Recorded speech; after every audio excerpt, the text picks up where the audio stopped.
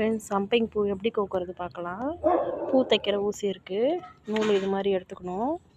அந்த நூலை கார்னரில் முடி போட்டுடணும். இந்த மாதிரி முடி போட்டு இது பண்ணுங்க. மேலே இது மாதிரி கோர்த்து கீழ்ப்பக்கமும் இந்த மாதிரி கோக்கணும். மேலே ஆப்போசிட்டில் இது மாதிரி கோர்த்துட்டு மேலே ஒன்று கீழே ஒன்று இந்த மாதிரி கோர்த்துட்டு நூலோட எண்டிங்கில் இந்த மாதிரி தள்ளணும். பாருங்கள், மேலே ஒன்று கீழே சைடு ஒன்று கோர்த்துருக்கோம். பார்க்க எவ்வளோ அழகாக இருக்குது பாருங்கள். பாருங்கள் எவ்வளோ வரிசையாக கோர்த்துருக்கோம்.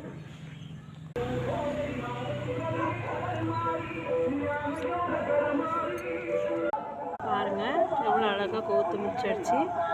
இந்த மாதிரி தாங்க இருக்கா கோர்த்து முடிச்சோடனே.